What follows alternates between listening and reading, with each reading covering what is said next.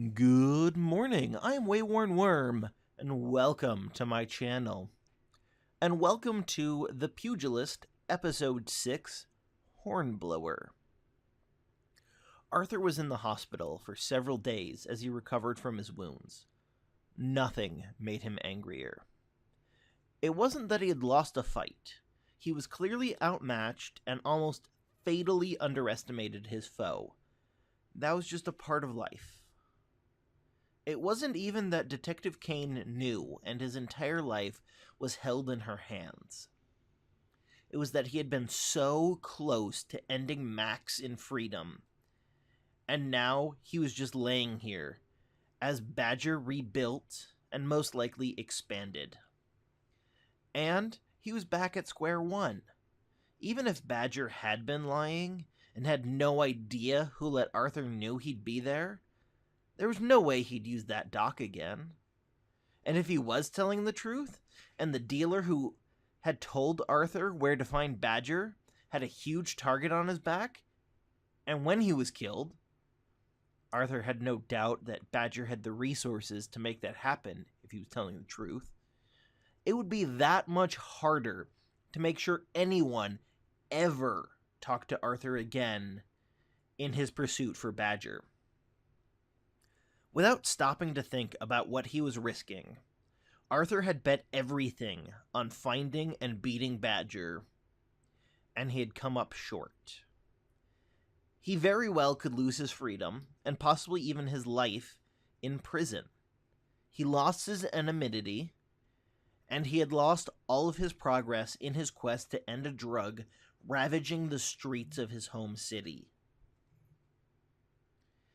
And now here he was, losing time, every second and every day. He was giving more time to Badger before he could even start his search again, or start taking down whatever progress Badger was making at the moment. He was just giving Badger time. In his better moments, Arthur stopped and remembered his childhood. He was born and raised in Hanover, on the north side of Freedom City, a nice suburb that, due to the Hanover Institute of Technology, felt more and more like a college town as he grew up, and now when he visited his parents, who still lived in his childhood home, it was indistinguishable from any other college town. The best things he could remember were the trips to Master Lee's School of Self-Defense, a small concrete building on the north end of Hanover where he first learned martial arts. He would later go on to learn boxing and wrestling, but it was at Master Lee's where he first learned jiu-jitsu and how to fight. He never learned under the old Chinese man who ran the establishment. He was never that good. But he had fond memories of the place, and it was where the path to his adulthood had started. His mind eventually wandered from thinking about Master Lee and his school to another person who shaped his life, this time as a teenager. Nick Sterling was a man about his parents' age who lived a couple of blocks from their house. He was a professor at HIT, and he taught some engineering courses, but at home, he had always been something of a tinkerer.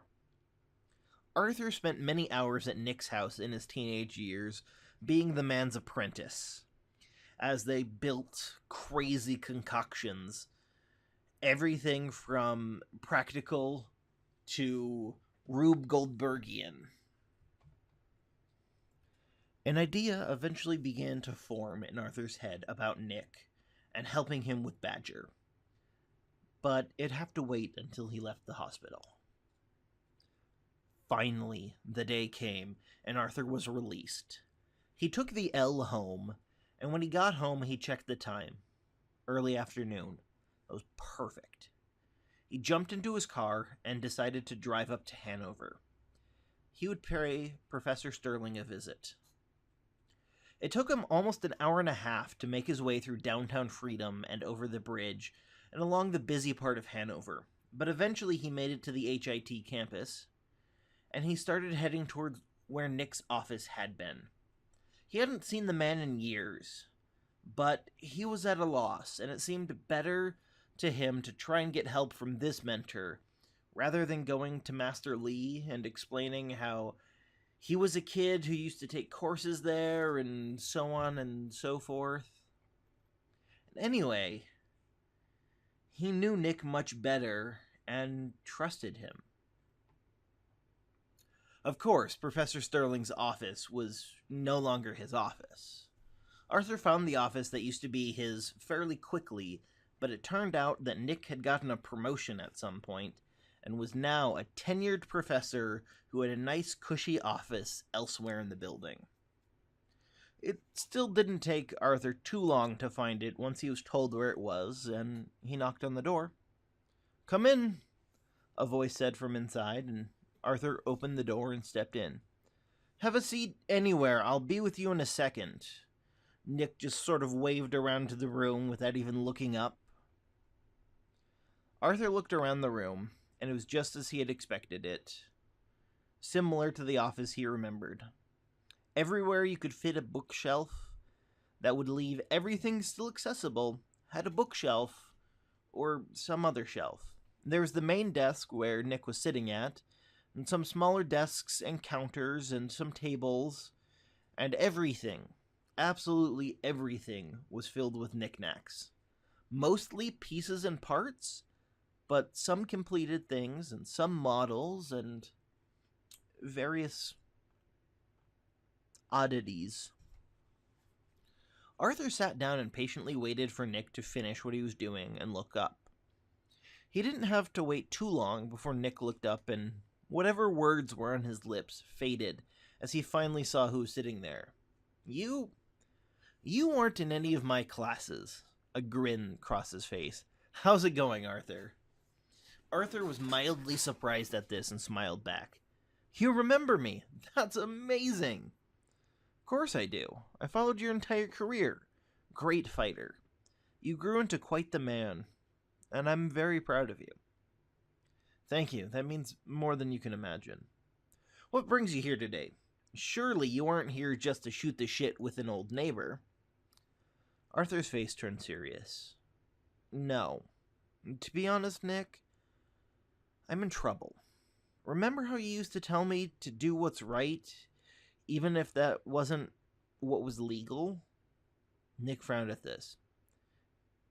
"Yes, I do remember that," he said a little guardedly.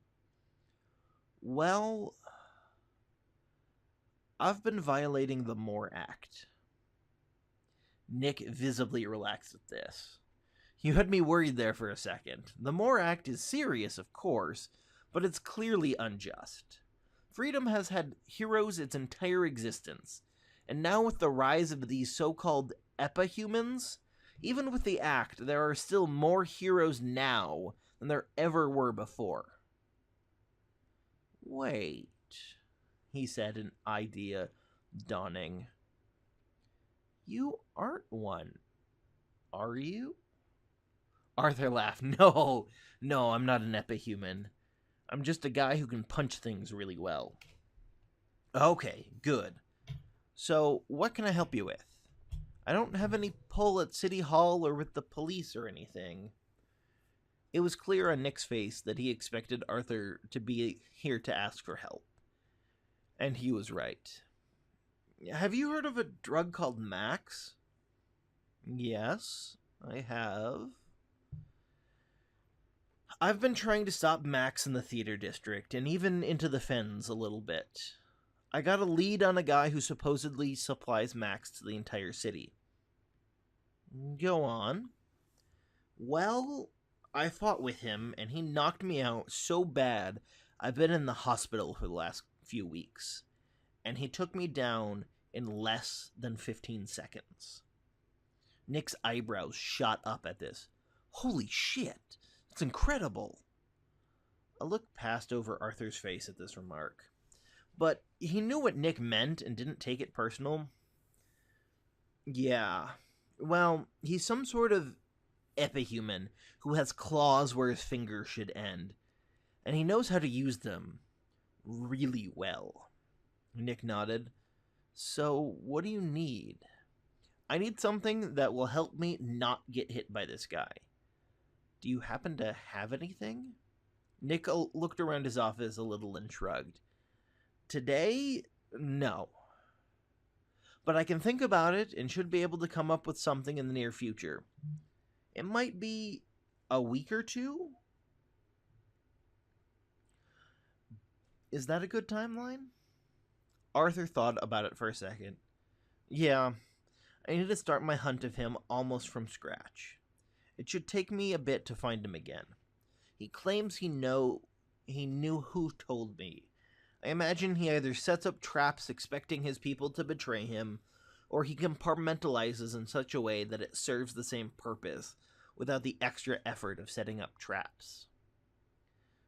As Arthur got up to leave, Nick stood up and shook his hand. Stay safe, friend. I will. Thank you so much for listening to episode 6 of The Pugilist. Make sure you tune in on March 20th for the next episode of The Pugilist. And make sure you tune in tomorrow for the next chapter of A Study in Scarlet.